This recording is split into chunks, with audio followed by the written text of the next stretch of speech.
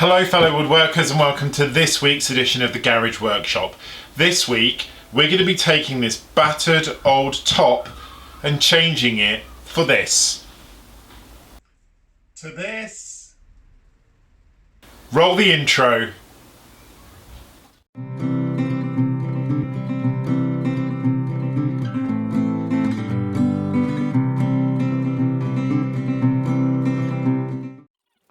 So the first stage in this project was to actually release the table from the wood it had on top of it. These are all the leftover remnants from the kitchen that I received a few weeks ago. It's been in some of the videos. So once I'd taken everything off of the top of the unit, it was time to put it up on a higher surface. I just put it on some of my plastic table saws just so I can get better access to unscrew it. It had some hex bolts holding it in, some hex screws.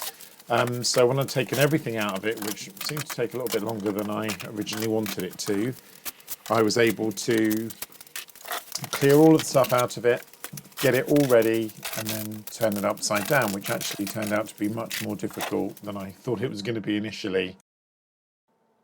Apologies for some in and out focusing on this video as well. I've been using a new digital SLR, and even though I've got autofocusing turned on, for some reason when it's recording video, it's not autofocusing, which of course it should be. So when I got it up there, as I said, I was surprised at how much it weighed actually. It was really, really heavy. And then I used my impact driver to take out the bolts. As I said, there were some, I think there were like M2 bolts in it, sort of screw bolts. So it had a hex on one end and a screw on the other. I've discarded the piece of wood, but I'm going to keep that worktop. You can even see from this image how bowed it is. Then I laid down the piece of worktop that I had, which was just the right size with the metal ends, and I offered up the unit, and it was a perfect fit. I've deliberately left the overhang on this side to give me some space to screw the track into that you'll see me make later. So after that, it was just a case of drilling in. I did some really overboard screw holes here. I put quite a line. I think there's probably about 20 screws that went in total in the end, which is, you know, that's quite a lot. So I just used some external screws that were again, you can see me coming over. They were again those screws left over from the chicken coop, the never-ending pile of chicken coop screws. So when I'd done one side, I had to take out one of the drawers. You can see where I'm drilling there. I had to take out one of the shelves, to get the screw holes in, which gave me just enough access. Now, I was a bit worried about those shelves, and I tried my best to keep them exactly as they are, because they're only tacked in with some brad nails. But as you'll see slightly later on in the video, I shouldn't have bothered, because when I dropped the unit, which I did, they all fell out. This is the sort of back view from where the camera was, and just me screwing in the back. This is the sort of wood store that's built into the back of this unit. So I was fixing them in this side, and again I was sort of leaving a gap of about sort of 4 or 5 inches perhaps between each one. And obviously I was pre-drilling all of the holes before I sunk the screws in, and they were all sort of countersunk straight in, so it was nice and flat. The surface was nice and flat and even. So with that attached, it was time to try and lift it off. And as you can see, I think you probably saw it there, it dropped. So there's me just hammering back the metal sort of protector on the end. It wasn't too damaged, to be fair. There was only one little tear out on the corner, and to be honest, that part was already cracked anyway, so I didn't really miss out anything. Another dodgy camera angle here, but here I am just bashing back in the shelves that had come out. And when I did that, I just put everything back in, and actually these storage units that have got my screws in are quite heavy. The next thing I did was cut the aluminium that was on the end, which was going to form the sort of bracket of the track saw. Quite a rough cut on my miter saw there, so I just basically leveled it off with a bevel. Next was the strip that I was going to make the track saw out of. I've got quite a few bits of this. It's the stuff that was left over from one of my previous builds. I think it was a chicken coop actually. So this was going to form the basis of the track, and I worked out it was an 18mm gap that was needed to fit down one side of the track saw. So I just got an offcut of that material, ran it through the table saw to get the 18mm width.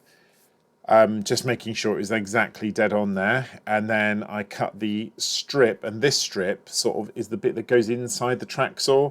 So you've got an 18mm gap in from the side, and there you are, you can see it in there, and it slid really, really well. I was really impressed. And on the right hand edge, obviously the track saw is slightly bigger, so I took that edge off when I made my first cut. So I screwed in both of the tracks, and as I said, it ran up quite well, nicely on both sides. And then when I did that, I drilled the holes, and this is where the dowels were going to go in to make the track fix into the bracket.